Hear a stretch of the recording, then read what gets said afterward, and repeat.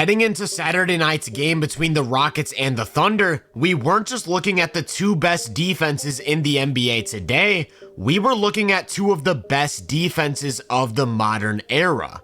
As of December 14th, the league's average defensive rating this season was 113.8 points. That means, on average, defenses this year have been giving up close to 114 points every 100 possessions. The Rockets absolutely crushed that number through their first 25 games, allowing just over 106 points, good for nearly 7.5 points above average. For reference on how good that is, if they were to hold that mark over the entire season, they would become just the 9th team ever to do so, and the first since the Bucks back in 2020. What's even crazier though, is that they haven't even been the best defense. OKC through their first 24 games had a defensive rating of 104.9, or about 9 points ahead of league average. If they were to hold that mark for all 82, they'd be the first team ever to do so.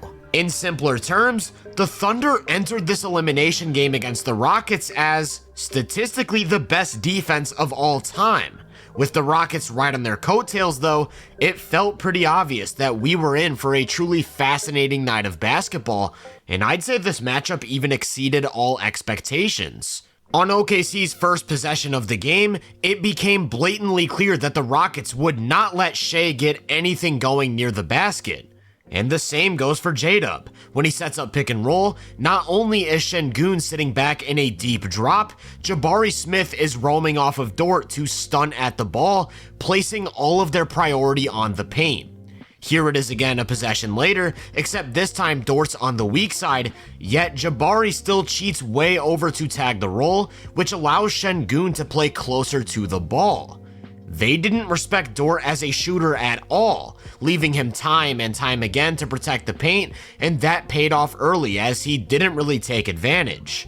Then when OKC tried to adjust by putting Dort in the dunker spot, that only put Jabari in an even better position to protect the rim, which resulted in another really tough look for Shai. On the other side of things, OKC's defense started with none other than Isaiah Hartenstein bottling up the pick and roll, while everyone else stayed home to protect the three-point line. I think iHeart did an incredible job with Şengün, especially in isolation, as he not only has the strength and agility to cut off his driving lanes, but the size to contest those tougher looks over the top.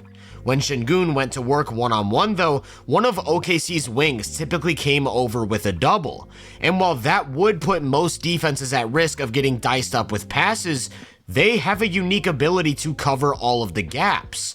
Take this play for example. Şengün attacks the rim, J-Dub drops as the low man, while Kaysen comes with a late double, and now Şengün has 3 options.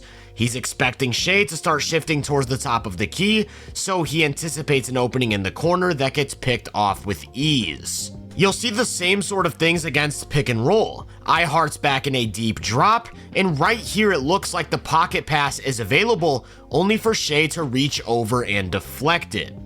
Just because they can rotate and make plays on the ball though, doesn't mean they're overcommitting. Again, iHeart's in a drop, and at this moment Shai has to make a read. He could drop down to protect the paint, or he could stay home to his man and trust that iHeart's able to recover, which is exactly what ends up happening. I'd say the one big risk with running lots of deep drop against the Rockets is that Fred VanVleet can really torch it with pull-up threes when he gets going. But to say he never got it going in this one would be an understatement. And unfortunately, that was the case for the Rockets as a whole early on. They shot just 2 of 9 from 3 in the first quarter, meaning that on plays where they actually were able to create the shots they wanted, they just simply couldn't convert, and that applied to the Thunder as well. They had a fair share of plays where they moved the ball, created a good look, and couldn't take advantage, shooting an even worse 2 of 13 from 3 in the first. As a result, we were 6.5 minutes into this game with a score of 10-7. People wanted 2,000 hoops back. Well, this is what it looks like. In all seriousness though, something interesting happened halfway through the first. OKC went small, with Kenrich Williams playing the 5, and Houston kept the exact same tactic they used with Dort, just letting him shoot anything. When Caruso came in, he was seeing the exact same coverage, so Steven Adams spent basically all of his time sitting under the basket and daring these guys to make shots. During these minutes, the Rockets also had their lockdown perimeter trio of Dillon Brooks and the Terror Twins, which meant that they were comfortable switching just about any action, as they can all hold their own with Shea in some right. Even with Jalen Green in the action, they were comfortable giving up that switch, as they knew that if they could pack the paint and force Shea into taking longer jumpers, OKC's offense wasn't nearly as dangerous. The Thunder had some counters though. One was to instead use whoever Adams was guarding as an early ball screener. That way Shea could get downhill and attack a slower footed defender in space. Another thing they did was actually use that guy as a ball handler. Maybe the biggest advantage of small ball is the added speed, and they made sure to exploit that. That led to Kenrich actually catching quite the rhythm, as he scored a quick 7 points to close out the first quarter. While speed's the advantage for the team running small ball though, the advantage for the other team is of course added size, and the Rockets took complete advantage, having Adams sit under the rim and either seal off position or fight on the offensive glass, which led to them getting into the bonus early. So both teams had their slight advantages on offense and scraped together some buckets, even if it was ugly. And by the time that first buzzer rolled around, Houston had a 20-18 lead. To start the second, Ihart was back in the middle. He's gonna jump out to the ball in a hedge against pick and roll, and watch how the weak side help moves on a string, with Mitchell stepping up to the roll as Joe drops to the dunker. Jalen and Şengün do everything right to create an open 3 for Eason, but that's who the Thunder are comfortable giving those looks to. It can't be overstated how difficult it is for a ball handler to create advantages when he's running into a Hartenstein hedge, only to pull back without an advantage for an isolation against a first-team all-defensive guy in Alex Caruso. Pretty much the only option for Jalen Green in that situation is to get the ball to Şengün in the short roll, who's a skilled enough passer and decision maker to consistently make the right reads. As for OKC's offense, I actually really liked some of their possessions to open this quarter. This one really stood out to me, setting up their typical two-man game with AJ Mitchell handling the ball, but instead emptying the strong side corner so that Houston doesn't have a body to cheat over and play the lob. These minutes without Shea are usually J-Dub's time to shine as an on-ball creator though, and when he's getting into pick and roll action with Ihart, lots of good things happen. Unfortunately, it felt like they really got away from their game plan during this stretch, and things really started to stagnate. There's absolutely zero reason for Isaiah Joe to ever be isolating Tari Eason, especially with 14 seconds on the clock, and although J-Dub's a much better isolationist, I still don't think the best course of action is to get Eason on an island and try to beat him one-on-one. That's not to say he never got the best of him. This time he uses his lengthy frame and some crafty footwork to create a lane down the middle of the paint, but I just don't think a bunch of stationary iso ball is gonna cut it against a defense of this caliber unless you're a top tier creator, which J-Dub just isn't yet at this point. One thing that I thought was pretty cool from the Rockets early in the second was that they actually decided to go with a small ball lineup of their own. That prompted the Thunder to get Hartenstein off the floor and match the size, which is when it became very clear just how absurd their personnel is defensively. Their roster is filled with a multitude of lengthy wings who can all move their feet, hold their ground, and stick with the ball, so if anything, this smaller unit only hurt Houston. When Şengün came back in, so did Hartenstein, and we were right back to where we started. The two-man game between Van Vliet and Şengün is Houston's go-to offensive action, and Hartenstein continued to sit back in that deep drop while Dort fought through every screen. Şengün actually gets the exact shot he wants, an elbow jumper, but still nothing was falling. Because they couldn't hit jumpers, it was imperative that the Rockets get something going towards the basket. The only problem is that with OKC's ability to contain the ball, along with the way they stunt and recover to shooters, dribble penetration was nearly impossible, and they were forced into tough shot after tough shot. Now feels like a good time to shout out Cason Wallace as well, who was playing world-class defense at the point of attack. The way he just phases through this screen like it's nothing, stays glued to Jalen's hip on a drive, then reacts to a step back by blocking the three, chef's kiss. On the other side of things, OKC was getting their typical dribble penetration, and with a passer like Ihart to connect the offense, they got their open looks, which again weren't falling.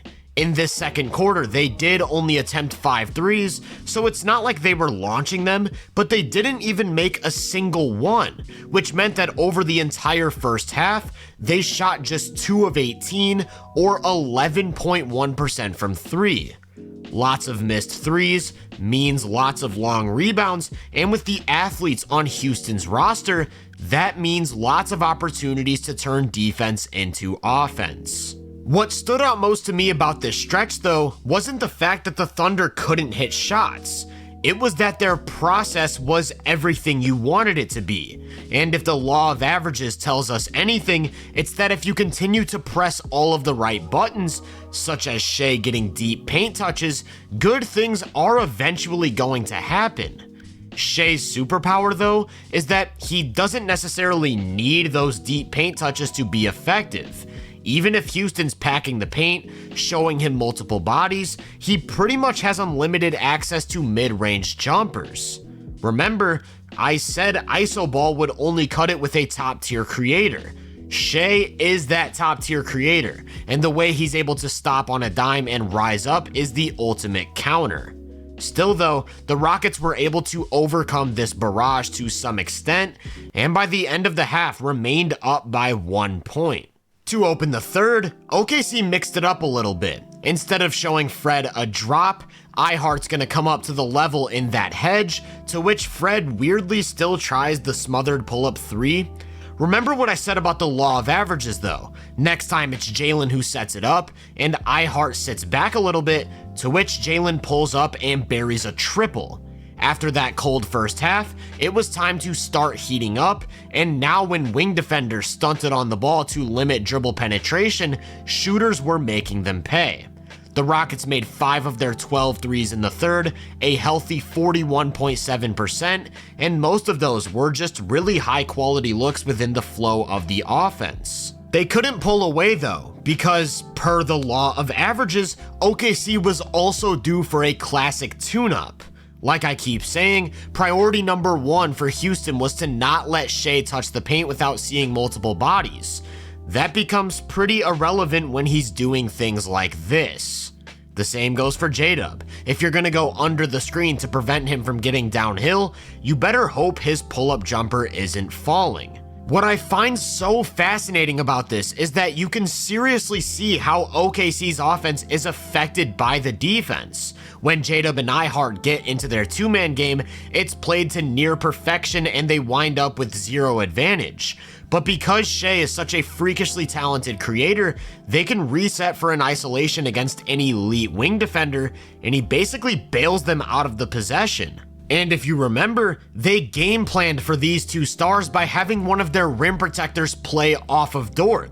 So as soon as Dort started to heat up, things sort of fell apart.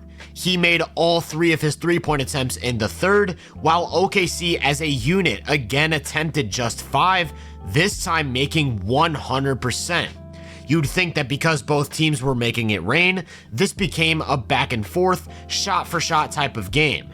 That wasn't at all the case though. If there's one thing OKC's defense has completely mastered, it's the ability to force turnovers, which really limited the ways in which Houston could set up their offense. It became harder to make passes, harder to dribble in traffic, and they were forced to really rely on Şengün to create everything in isolation. When he checked out though, that small unit for the Thunder once again stole the show, switching all actions and not letting the ball get near the basket. Those 5 wings were just everywhere, and the Rockets shooting well was pretty much nullified by the fact that they turned the ball over 6 times in the quarter. Like I said, that forced them into a lot more isolation, where that OKC personnel took care of business. On the other side of things, it was as simple as Houston not having an answer for Shai in isolation. He got wherever he wanted to go with ease, he knocked down tough shots, he got his teammates involved, and OKC ended up winning this quarter by 7, now holding a 6-point lead with 12 minutes to go. Then they threw an absolute curveball to open the 4th, going to a zone defense with Hartenstein sitting under the basket. The Rockets knew what to do right away, having Amen flash to the middle, except Hartenstein's just gonna hold his position and dare Amen to knock down the shot. Just like in the 3rd, it felt like they were dependent on Şengün to bail them out, and he actually had a pretty big 4th quarter, including this huge 3 to make it a 2-possession game. But when he checked out, it was back to the exact same story as OKC's wings switched everything, stunted on drives, and continued to force turnovers. Then for OKC's offense, we saw the full extent of the value of a big man like Isaiah Hartenstein, and it came in those few minutes without Shai on the floor. Remember, I talked about that 2-man game between him and J-Dub. Well, here they go back to it with the empty strong side corner, and that just puts Şengün in an impossible spot. I also talked about how the offense stagnated and they ran lots of ISO. Well, with iHeart initiating and organizing the offense, it was all about movement, multiple actions, so they were getting all of the shots they wanted.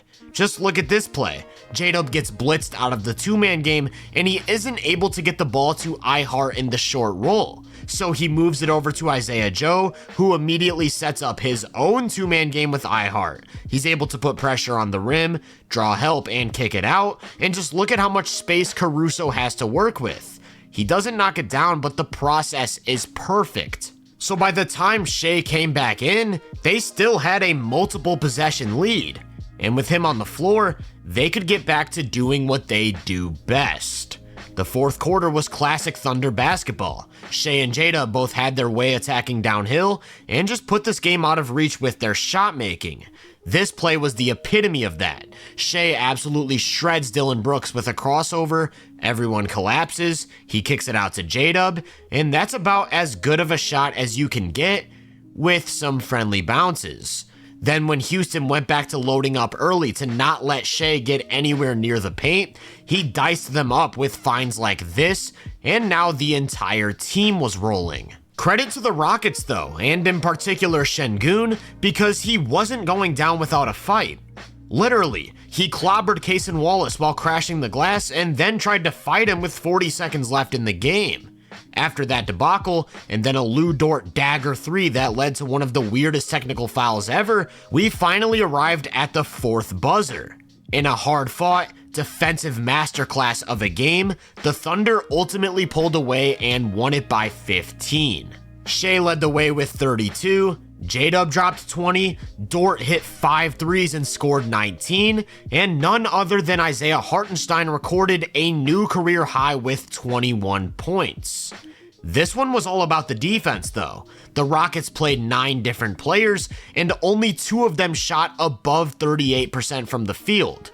Steven Adams shot 1 of 2, and Amen Thompson shot 9 of 15. So shout out to Amen because he did his thing. Van Vliet, Green, Brooks, and Şengün all really struggled to find the bottom of the net though, and as a team they collectively struggled to take care of the ball, turning it over 16 times. That's what it looks like when you head into an elimination game against one of the best defenses we've ever seen, even if you boast an elite defense yourself. If you enjoyed this breakdown, make sure to drop a like, subscribe, and turn my post notifications on to be first on more content. If you're interested in my more in-depth research, make sure to check out the Hoop Venue podcast and my social media profiles. You can find those links in the description. Feel free to let me know down in the comments what you thought of this game. As always, I hope you all have a great day, and I'll catch you guys in the next one.